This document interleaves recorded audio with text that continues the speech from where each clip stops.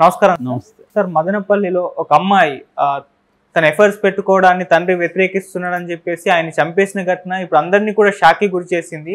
అసలు దీనికి సంబంధించి డీటెయిల్స్ ఏంటి, ఏం జరిగింది, మరి దీన్ని ఏ విధంగా చూడొచ్చు అంటే? మదనపల్లిలో సొంత కన్న కూతురే కన్న తండ్రిని చంపేసింది.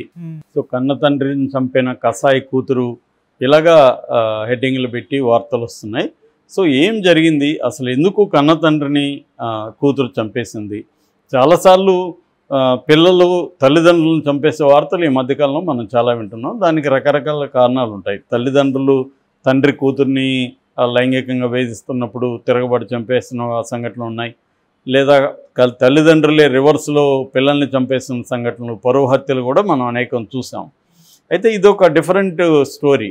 ఇక్కడ మదనపల్లిలో పిఎన్టీ కాలనీ అంటారు, దాన్ని సొసైటీ కాలనీ అని మామూలుగా పిలుస్తుంటారు. ఆ సొసైటీ కాలనీలో దొరస్వామి అని ఒక ఆయన ఉన్నారు. ఆయనకి 62 ఏళ్ళు. ఆయన హై స్కూల్లో టీచర్గా పనిచేస్తున్నారు.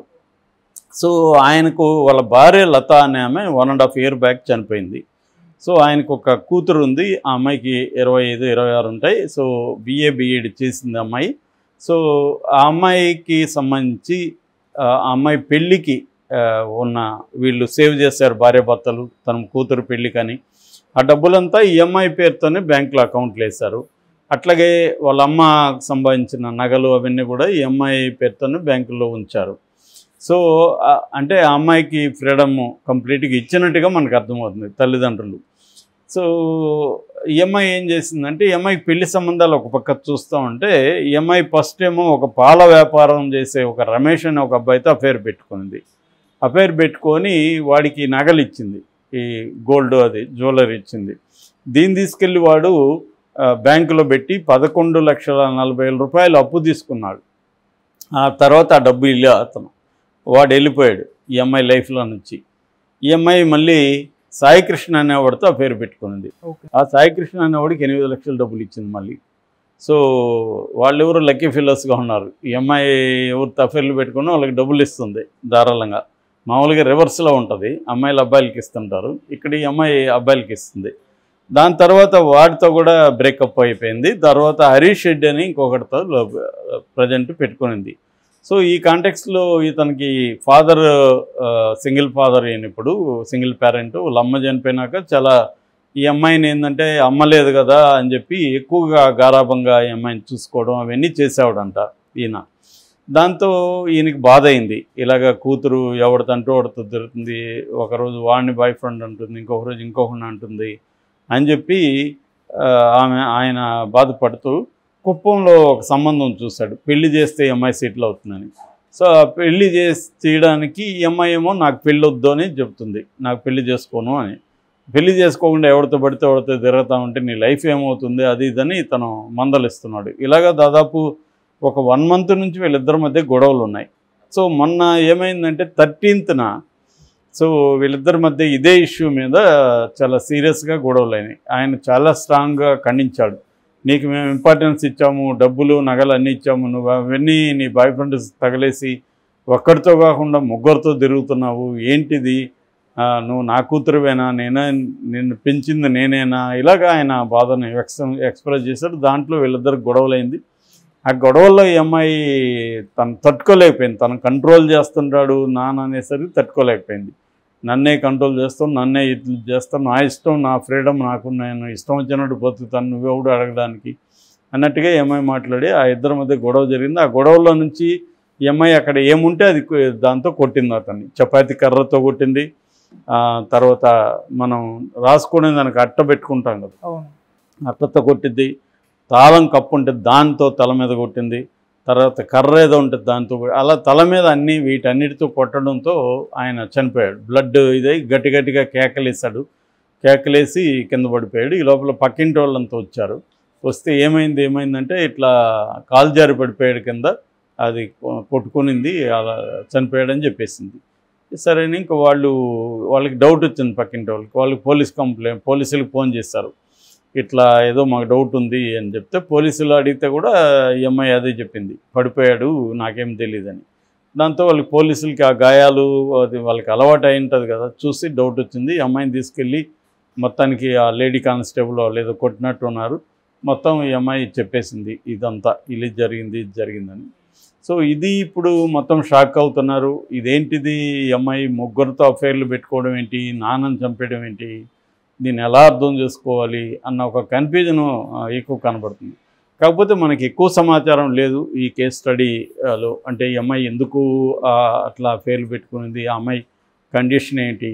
అంటే మనకి ఇండియాలో ప్రాబ్లం ఏంటంటే, మామూలుగా వెస్ట్లో చాలా దేశాల్లో ఇట్లాంటి క్రైమ్స్ చేసినప్పుడు ఆ క్రిమినల్స్ సైకలాజికల్ ప్రొఫైల్ కూడా తయారు చేస్తారు.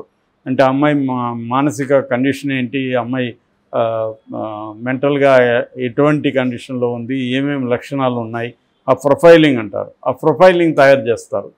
కానీ మనకిక్కడ అటువంటి వ్యవహారం లేదు.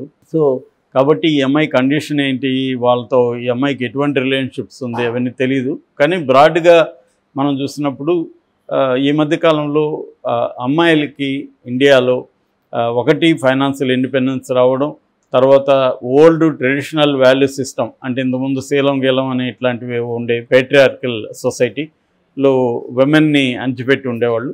సో అవన్నీ ఇప్పుడు బ్రేక్ అవుతూ వచ్చాయి. కొత్త జనరేషన్ పేరెంట్స్ వచ్చారు, వాళ్ళు కూడా కొంత చదువుకున్న పేరెంట్స్. సో వాళ్ళు ఏంటంటే బ్రాడ్గా ఆలోచించడం, పిల్లలకి ఫ్రీడమ్ ఉండాలనుకోవడం. ఇప్పుడు ఈ తండ్రి చేసింది అదే కదా వాళ్ళకి. నిజానికి అమ్మాయి పేరుతో డబ్బులు వేయాల్సిన అవసరం లేదు, కానీ ఆ అమ్మాయి దగ్గర ఉంటే మంచిది అన్నట్టుగా ఈయన చేశాడు. దాంతో ఆ అమ్మాయి విచ్చలవిడిగా బాయ్ ఫ్రెండ్స్కి డబ్బులు ఇవ్వడం మొదలుపెట్టింది. యాక్చువల్గా ఒక వ్యక్తి మల్టిపుల్ రిలేషన్స్ పెట్టుకోవడం అనేది అది ఏజ్ ఓల్డ్దే, అదేమి ఇప్పుడే ఈ సమస్య రాలేదు. ఈ ఏజ్ ఓల్డ్ నుంచి ఉంది, ఎప్పటి నుంచో కూడా మల్టిపుల్ రిలేషన్షిప్ అనేవి కామన్. కాకపోతే పేట్రియార్కల్ సొసైటీ అంటే పితృస్వామ్య సమాజంలో స్త్రీలకి అవకాశాలు తక్కువ ఉంటాయి పెట్టుకోవాలనుకున్నా. ఎందుకంటే వీళ్ళకి పబ్లిక్ లైఫ్ తక్కువ ఉంటుంది, అబ్బాయిలతో పరిచయాలు తక్కువ ఉంటాయి గతంలో. సో మగవాళ్ళకి ఎప్పటి నుంచో ఛాన్స్ ఉండేది. సో ఇప్పుడు అది విమెన్కి కూడా వచ్చింది. విమెన్కి కూడా పబ్లిక్ స్పేస్లో వాళ్ళ విజిబిలిటీ పెరిగింది, వాళ్ళకి ఫైనాన్షియల్ ఇండిపెండెన్స్ పెరిగింది, ఎడ్యుకేషన్ వచ్చింది, వాళ్ళకి ఛాయిసెస్ పెరిగాయి. రెండవది సోషల్ మీడియా రావడంతో ప్రాక్సిమిటీ విత్ బాయ్స్ని పట్టుకోవడం అనేది పట్టుకోవాల్సిన అవసరం ఆల్రెడీ క్యూలో ఉంటారు. ఎవరినో ఒకరిని వీళ్ళు ముందుకు జరిపితే చాలు, నువ్వు రారా, లేకపోతే నువ్వు పక్కకి నువ్వు రా అని జరిపితే చాలు, అంతమంది ఉంటారు ఒక మామూలు అమ్మాయికి కూడా. ఈ అమ్మాయి అందంగా ఉంది, సో ఖచ్చితంగా ఈ అమ్మాయికి కనీసం ఒక 20-30 మంది అక్కడ ట్రై చేస్తుంటాడు. అందులో ఈ అమ్మాయి సెలెక్ట్ చేసుకుంటే చాలు అనమాట. అటువంటి ఒక సిచ్యువేషన్ ఇవాళ అమ్మాయిలకు ఉంది. అమ్మాయిలకు కూడా it's not an easy thing. మనం అనుకుంటాం ఈ అమ్మాయి కొవ్వెక్కింది, చాలామంది అంటుంటారు కొవ్వెక్కి ఇలా చేసిందని. కొవ్వెక్కి అని కాదు, సిచ్యువేషన్లు ఇలా ఉన్నాయి వాళ్ళ అమ్మాయిలకి. అమ్మాయిలకు కూడా వై ఆల్ ద ఫన్ అనే ఏదో యాడ్ ఉంది కదా, బాయ్సే ఎందుకు అనుభవించాలి, మనం ఎందుకు అనుభవించకూడదు అన్న ఒక ధోరణి ఉంది. దాంట్లో ఏమి మనం మోరల్గా ఎవరిని జడ్జి చేయాల్సిన అవసరం లేదు. ఇక్కడ బాయ్స్ చేసినప్పుడు మనం ఏమైనా ఖండించామా, ఇప్పుడు విమెన్ చేసినప్పుడు ఎందుకు ఖండించాలి?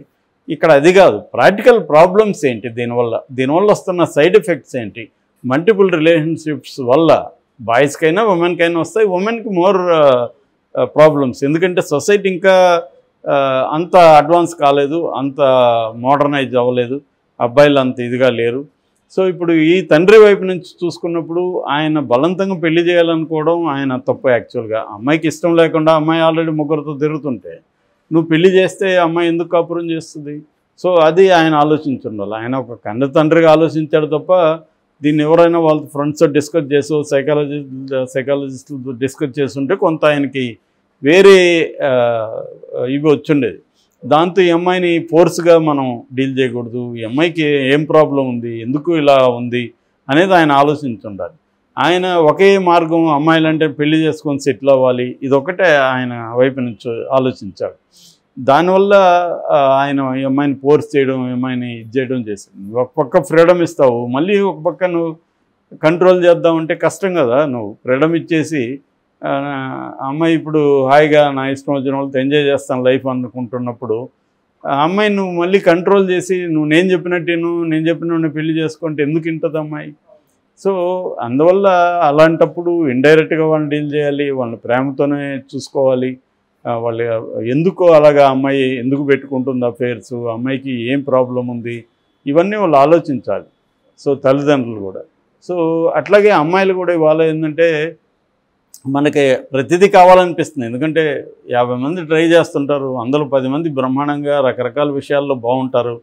సో వాళ్ళని ఎందుకు వద్దనాలో కూడా వీళ్ళకి తెలియదు. సో ఎంజాయ్ చేద్దాం జీవితాన్ని అనిపిస్తుంది. సో అది ఓకే, నువ్వు ఎంజాయ్ చేయి, ఆనందించు, అంతా ఓకే. కానీ అదే అంత ఈజీగా అంత సింపుల్గా 1 to 1 ఉండదు జీవితం. దీనివల్ల సైడ్ ఎఫెక్ట్లు ఏమున్నాయి, దీనికి ఏమేమి ప్రాబ్లమ్స్ రావచ్చు, దానికి మనం రెడీగా ఉన్నామా, ఇవన్నీ కూడా ఆలోచించుకోవాల్సిన అవసరం. అంటే ప్రాక్టికల్ థింకింగ్ అనేది ఇంపార్టెంట్. ప్రాక్టికల్ కాకుండా ఒక ఫాంటసీలో వెళ్ళిపోతూ ఉంటే నీకు లైఫ్ సడన్గా ఇటువంటి ఇష్యూసే వస్తాయి. సో ఇరువైపు నుంచే ఆలోచించాల్సిన అవసరం ఉంది. ఇటు అమ్మాయిలు కూడా ఈ ఎపిసోడ్ నుంచి ఆలోచించాలి, అట్లాగే పేరెంట్స్ కూడా పిల్లలు ఇలా ఉన్నప్పుడు వాళ్ళని మోరల్ యాంగిల్లో. సో ఓవరాల్గా ఇది విషాదం అయింది. ఆయన చనిపోయాడు, ఈ అమ్మాయి జైలుకి వెళ్ళింది. మరి ఏం జరుగుతుందని చూడాలి.